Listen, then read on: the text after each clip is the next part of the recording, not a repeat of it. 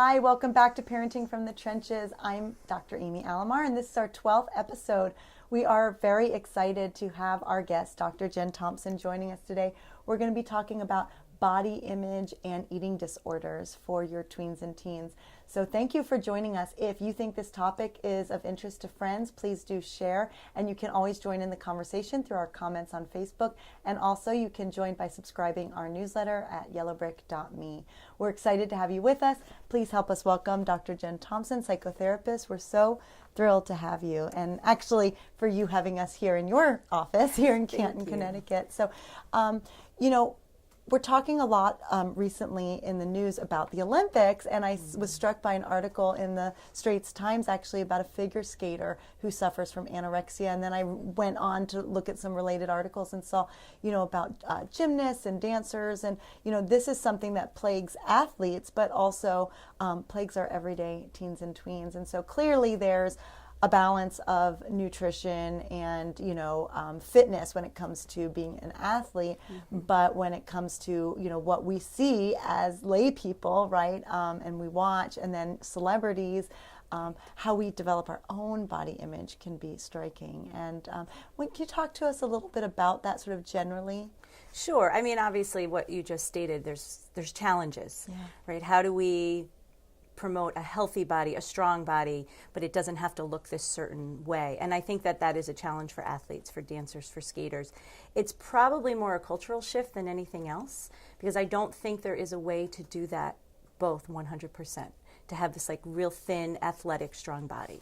So the change has to come culturally and what our expectations are, and then not laying those, so those expectations don't get laid on them in that way. And how does the media, generally speaking, so even bringing in sort of celebrities, athletes as well, but also things we see in magazines, storylines, how does that impact our developing self-image? So, not ours, our children's. Right. Yeah. So one thing I like to talk about with tweens and teens is that a lot of that isn't real, meaning those bodies are airbrushed in those magazine pictures. Models that walk on the runway are starving themselves. Athletes that have like super strong muscles that look, sort of not normal might be taking steroids. So we have to talk about what's real and what's not real. Sure, it's attractive to have that stuff and it's a draw, but it's not reality for a lot of people. And so to ask, teens and tweens to sort of look at that and kind of like figure out what's real and what's not real and what's appropriate and not appropriate. And how do we balance that when we say to them, this may not be real, right? And it may not be attainable, right? In our lifestyle. So how do we balance that with them still feeling good about themselves? Well, I think we have to demystify the mystery of it all, which is like, this is how you achieve this. And these are the sacrifices you have to make to achieve this. I don't know about the word balance, because I don't think it is a balance. I think this is what it is, and if you want to make healthier choices, that's not a healthy choice to get to that point. These people are paid a certain amount of money to do that to themselves. But I like what you say there. So rather than balance, it's really maybe a self-definition or an acceptance, maybe definition of how am I going to see myself and what's appropriate. Right, and like to notice let's talk about it. Why are we all attracted to the media? What is that about? The media is really good at like getting us to believe in them and watch them, but why don't we start questioning it? I love when we have conversations with teens and like break this stuff apart, and then they can talk to one another about it. And it's interesting because how do teens define that? Like what do they say? What's their response when you say, what do you love about it? Or love about the media or celebrities? It's so pretty. It's so like attractive, glamorous. And I want to be like that. And how hard is that really? I mean, is that really that hard to achieve that? And we want to feel good about ourselves, and we want our kids to feel good about themselves. I mean, I wear makeup. I dress fashionably, I think. Maybe not always according to my kids, but I want to feel good about myself. So what's that like? How do we get there with our kids? What's feeling good about ourselves and sort of making that definition of good body image? Right, so that's sort of where it has to start sooner, because once they move into that tween teen time, it's real hard to get in there. You got to start sooner, and then just keep talking about it, and then afterwards, like as they get older. So for our viewers of younger children, the conversation starts immediately. Oh, sure. Okay, and it's more about body, healthy, what makes me strong, what makes me feel good, like what makes me feel empowered. It doesn't have to be a traditional sport, right? Like in order to feel strong, you don't have to be a runner or a skater or play basketball. Do you like to hike? Do you like to rock climb? Anything that allows them to live in their bodies and see it as a strong, empowered place versus what does it look like? So focusing on health and fitness as your main sort of, motto. Now, as they get older, it's not too late probably, but is it too late to start that conversation, or does that one continue and then? I think it has to continue because now you're coming up against what my body looks like and how I compare to my peers. And I'm more worried about the people around me and what they think. Yeah. And you can't tell a teenager, don't worry about what your friends think. No. It doesn't make sense. I mean, that's developmentally what they're doing. Yeah. What you could do, though, is talk to them about who their friends are and who they're hanging out with. And if their friends are really into the whole body image thing and dieting and caring about how they look, you might want to create awareness with your teen about, well, who are you hanging out with? It's who they're surrounding themselves with that maybe you want to be more concerned about. So talk to me a little bit more about that. What are the red flags you might be looking for? What are the signs you might be looking for? Yeah, a lot of preoccupation. In terms of friendships. Oh, so in terms like specifically to eating disorders, a lot of preoccupation with food, with dieting, with not eating. I mean, you're mostly going to be dealing with not eating when you're talking about a peer group. When you're talking more about binge eating, that typically happens more in isolation, so that's separate from peers. Okay. So let's go right there. So Yeah. we're worried about our children and their eating specifically, and so we're looking for either eating separately from the family, not participating if they are with the family. What else? Change in diet, obviously. Or... Yeah, either an increase or a decrease in weight. And I don't even want to say rapidly, because if your child is losing weight for no apparent reason, they're not ill, they're or they didn't need to lose weight and they are, that needs to get addressed. One thing I have noticed a lot is people are hesitant to talk to their teen if they're losing weight because they don't want to focus on the body. But then it's like what happens is the addiction to the losing weight becomes prevalent, and now it's harder to get in there and talk about it. So if there's weight loss that makes no sense, start talking about it right away. Don't wait. And you got, you snuck in a little detail there. So if a parent doesn't want to talk about weight because they're worried, by bringing up that topic, you're saying, you don't look beautiful to me. So do we always tell our children you are beautiful inside and out? It's a great question. No matter what their weight is? Well, yes, right? Because we want to promote beauty and acceptance. Beauty, and we're talking about not just physical beauty, right? Like beauty as a person, beauty in their soul, their spirit, who they are, what they bring to the world. Yes, but we can also talk about healthy. Okay. That's where I like to go. So we're using different words. Yeah. Healthy versus, physical attributes. Exactly. Okay. So, and the commenting on So how would you even bring up weight? I mean, that would be I think that would be a huge challenge. Weight in terms of just being concerned. If you're concerned that there may be overweight, yeah. I would do so there's two things. One is to talk about your from a place of concern, not criticism, not judgment. Okay. Oftentimes, teens can hear it better and differently from another person. So take them to the pediatrician. Let the pediatrician have that conversation with them. It's different. They take it in differently. They typically don't get as defensive. And the pediatrician might not be as concerned as you are, too. I would imagine, if you would call ahead and kind of let them know, and then the pediatrician may say, actually, they may be on a healthy... Well, that brings up a really good point. As most of the things our children walk through, as parents, if we have unresolved issues, they are going to get triggered. And so that's a great point.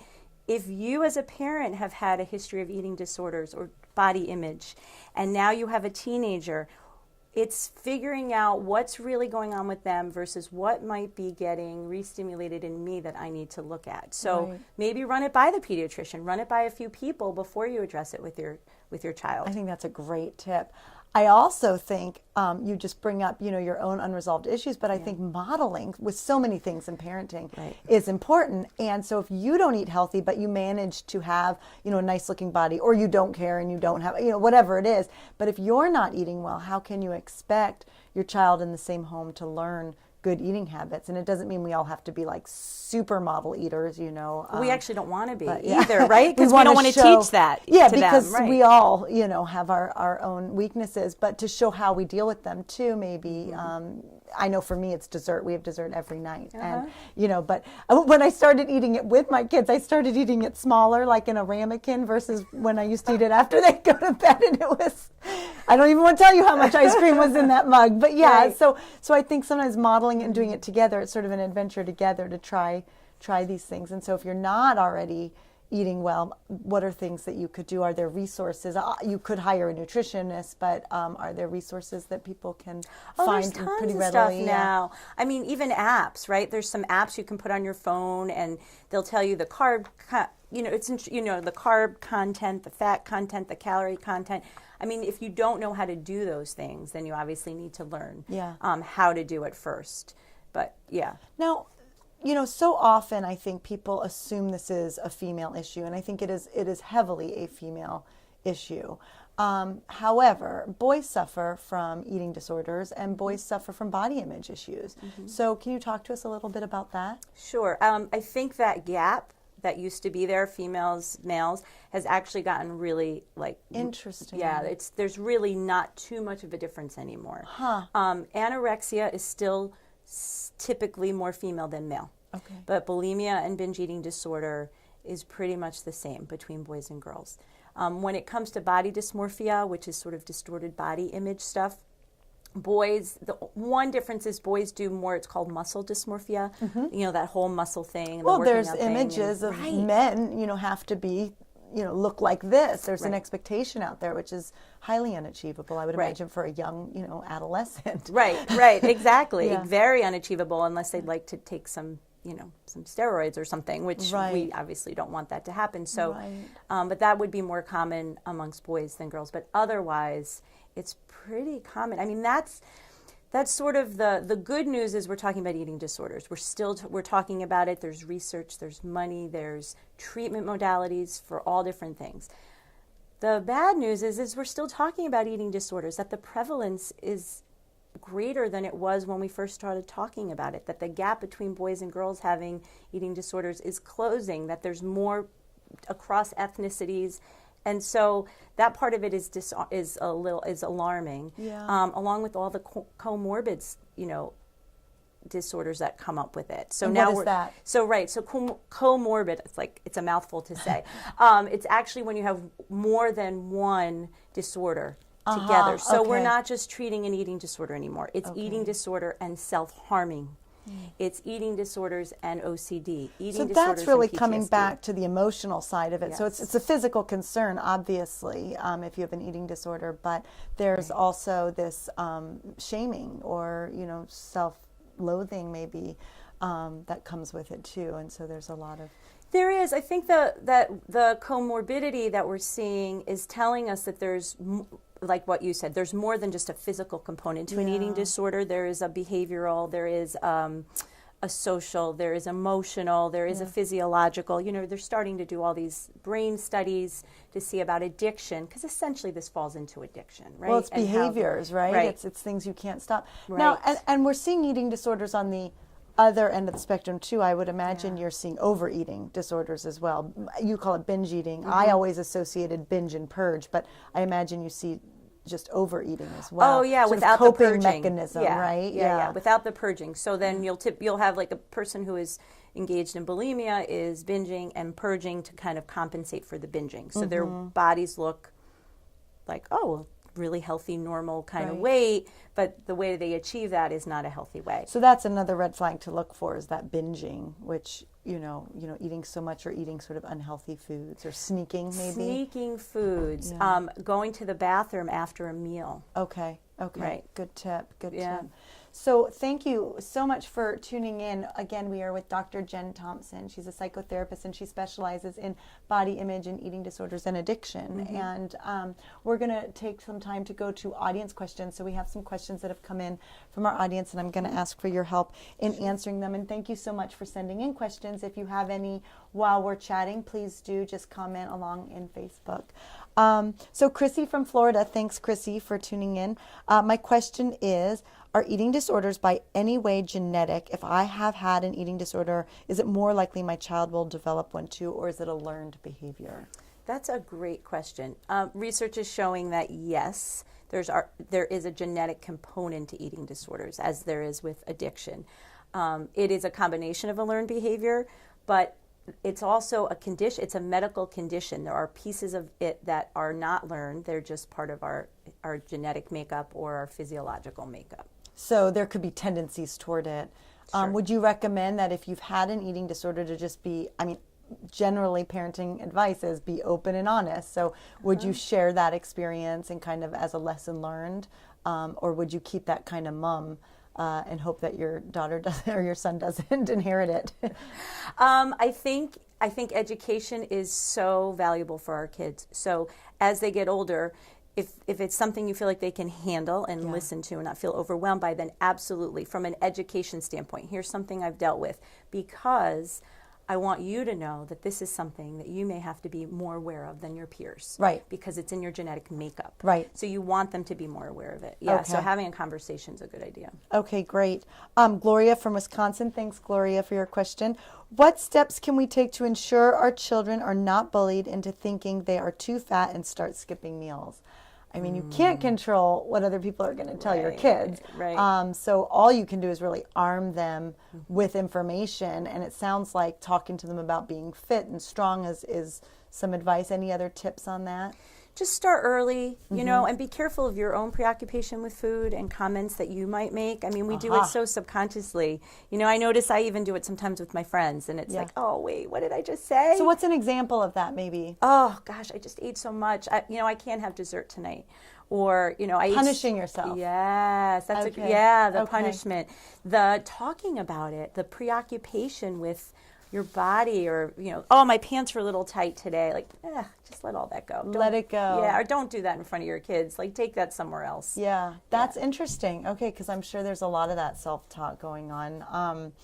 And then Delane in Colorado, are adolescents more likely to engage in healthy eating habits if their parents do? Thank you, Delane, for that, because that's something that inspires me to be a better eater, even when they were younger. But I would think that's true. Sure. And it's the challenge is that you want to have a balance. Like, you want to show them it's also okay to enjoy some, junk food once in a while, or a dessert, or, so there's the challenge. But overall, I think, yes, we want to teach them, how do I make my body feel better and feel good? And we know that eating a lot of processed food and unhealthy stuff doesn't make our bodies feel good. So, And that's an interesting, with everything, moderation is good. Well, I think so. So it's really a lesson to be learned, because even I think you could apply that to, shopping. You could apply it to just about anything. So I want to say, if your teen is talking with you about it and kind of it's part of the conversation, you could almost link it to other parts of, where you're trying to teach that lesson. Oh, yeah, drinking and drugs and Right, and talking about, are we eating when we're hungry? Yeah. Are we eating when we're bored or sad or scared or mad? Okay, Making that so let's distinction go too. there for a minute, Yeah, because people eat when they watch television or go to the movies, right? Passive eating is what we call it in our house. So, is that always bad, or is that okay so long as you're aware of it? Or, what are some tricks of the trade? My weakness is going on an airplane. I just want to eat right away. It's like the way to pass the time, right? So I started bringing carrot sticks. It took me, several decades to learn that I would feel better when I land if I brought carrot sticks instead of the chips I was eating. But, how do we mitigate that? I think that you don't start out letting it be an unconscious thing. Like as an adult, right, I can use those words. I'm gonna consciously overeat right now, right? I want to eat this thing. It's so good. I'm full, but I'm going to eat more. Or I really want popcorn while I watch that movie on TV. I don't think that kids and teens and tweens have that developmentally, maybe later on in adolescence. Okay. So I actually don't even say let it be okay. Right. Make sure they're really conscious when they're eating. Okay. They're not eating in front of the television. Okay. You know, I mean, popcorn at a movie, okay, right? But like that's sort of a cultural like norm to some degree. Yeah. But maybe it doesn't have to be in your family if it isn't yet. right. So, yeah. Yeah. Okay. I just think creating. Too late for me, but. Well, I don't know. Your kids, it sounds like your kids know the difference between good choices. We and talk bad choices. about it, but maybe it's more my own talk than So that's good. Good tips though too is making us more aware of it and not necessarily allowing for that. Yeah. Jessica in Virginia, thank you, Jessica, for your question. In today's world of social media and Snapchats and filters, would it be a good idea to keep teens away from social media, to keep away from outside influences? And, the answer could be yes, but it's going to be very hard to do. So maybe is that a good idea? And if it is, then what are ways we can, feasibly, talk about body image, knowing that our kids will have the exposure? Right. Yeah, that is a really hard thing to do, is to keep them away from it. Yeah. I like to talk to teens about, like their awareness of it. Like, for some teens, it's really, they can handle social media and they're like, whatever, they can take it or leave it. Whereas for others, it really impacts them. So it's more about creating awareness for your individual child and saying, is this really something you can handle? Is this making you feel good to be on here and learning these things? Are you able to sift through, what's important, what's not important? So and how do you keep them off it? Well, that's a whole nother topic Right. we've done on this show. I mean, you have? Okay, some, right. We've right. talked about, tech and there are ways to limit, however, I think what you're getting at is important is, helping them to develop that filter to understand what they're seeing, more importantly than getting off of it, because they could see it on somebody else's device or they could see it when you're not. I mean, so rather than keep them from it, which, may be a good answer and solution, how do they deal with the images? And I think you've addressed that well. So this is good. Vicky from Kentucky. Thank you, Vicky. How can I help my child to make better eating choices and not overeat? And I think that, you've talked a little bit about that. But can you talk to us a little bit about, if you haven't started as young children, how do you introduce that topic to a tween or teen? The overeating and just making better choices. Well, maybe making healthy choices. Yeah, because you said start young, right? So great. If you've got younger children, start young. That's wonderful. If you haven't started that, and it hasn't been, I don't want to say it's too late. I think there's always, late, right? I think there's always time to improve. So what could that conversation look like for a tween or teen? I think it's, they're smart and they're starting to get to that place where you can give them information. I think talking about how food breaks down in your body. So what happens when you eat a bunch of sugar? Like, really, what does your body do with that? Like, so the science behind food, I think, could be the draw for teens. Like, oh, that's kind of cool. Is that why that happens when I eat that? Or is that why I feel better when I eat a healthier food? So I would go that route if you're talking to about it as a kid gets older. Okay, and maybe trying to take control of a few things that the child does eat too, because I know they go off to school. They either make their own lunch or maybe they buy lunch at school. They have some more choices, or if they're making their own breakfast, maybe you help out for a few weeks and kind of getting them on track with, something healthy, and certainly hopefully you're eating some dinners with them and providing those options for them and just kind of switching it if you haven't yet. Yeah, no, that's a good point. I notice with my own kids what I've done is I want them to have snacks. I want them to be exposed to it because I feel like the restricting of that can lead to binge eating. But there are times where I feel like, okay, we're done. We've done a lot of it, and I'll just keep some healthier food around, and they will gravitate towards it. I've noticed that if they're hungry enough, they will go to the hummus and the carrots versus the bag of whatever in the pantry. Right. So that's something else to keep in mind. If you have good stuff in your house, they will eventually eat it. Yeah. And, and involve them. Like, hey, what are some like cool recipes we could try out? You want to do this together? Like, make it fun. Don't make it like a chore or a punishment, but something fun. Yeah, and I would say don't go to the other end of the spectrum either. Like, don't go from whatever you're doing to only carrots, sticks, and celery, because no, you're going to set them up for binging when they're at their friend's house, and you don't want them to do that either. You want to help with balance as much as possible. Yeah, I think that's some great advice. Thank you so much. Any last words you want to share about body image and talking with your teens and tweens about body image and the work that you do with kids? Again, I think it's just that piece about teaching your child, teen, to live in their body and appreciate its strength and what it does and how it helps them move and grow and all the positive things about a body that don't have anything to do with how it looks. Yeah. And that, as a parent, those are places to also look into for yourself so that you can role model it with your kid. Yeah, So maybe engage in some healthy activities. that would be great. Go together. on a hike together, or a walk around the block, or the new thing is these Fitbits, right? Not new, but and it's so fun when like the whole family's like, how many steps did you Fitness get today? challenge. Yeah, Yes. stuff like that. Make it fun. Yes. Yeah, I think that's some great advice. Thank you so much. Thank you for having us in your office, and I appreciate you sharing all this really good advice for our viewers. Thanks for joining us. Thank you. Again, this is our 12th episode of Parenting from the Trenches. We are very excited to have had you with us. We'll be taking a little bit of a break, and we'll hope that you'll continue to check us out at Yellowbrick.me and stay connected with our community.